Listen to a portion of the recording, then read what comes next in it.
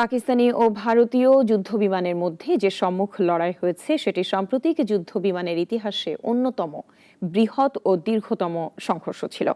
মোট ১২৫টি যুদ্ধবিমান ১ ঘন্টারও বেশি সময় ধরে সম্মুখ লড়াই করেছে, তবে কোনো পক্ষই অপর পক্ষের আকাশসীমা অতিক্রম করেনি।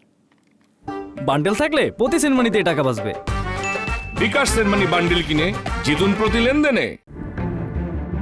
ভারত, কাশ্মীর ও পাকিস্তানের অন্যান্য জায়গায় মঙ্গলবার মধ্যরাতে হামলা চালানোর পর পাকিস্তানের বিমান বাহিনী তাৎক্ষণিক পাল্টা হামলা শুরু করে। এ সময় ভারতের 5টি যুদ্ধবিমান ভূপাতিত করে পাকিস্তান।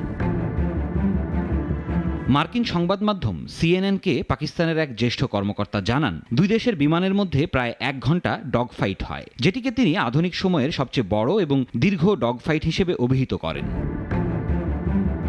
তিনি জানান, এই পাল্টা হামলায় পাকিস্তানের ১২৫টি যুদ্ধবিমান অংশ নেয়, তবে কোনো বিমানই একে অপরের রাষ্ট্রীয় সীমানায় প্রবেশ করেনি। তিনি বলেন, পাকিস্তান ও ভারতীয় বিমানের মধ্যে ১৬০ কিলোমিটার দূর থেকে মিসাইল ছোড়ার মতো বিরল ঘটনা ঘটেছে।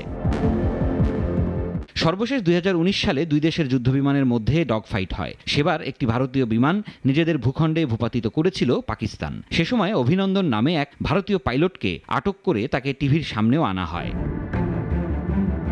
তবে এবার একটু ভিন্ন পথে হেঁটেছে দেশ। দুই দেশের কেউই এবার তাদের পাইলটদের সীমান্ত অতিক্রম করতে অনুমোদন দেয়নি।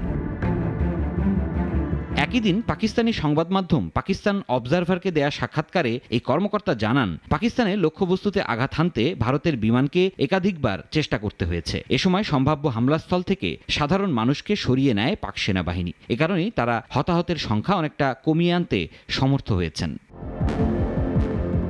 সিরাজুম মুনির শুভ, নাগরিক।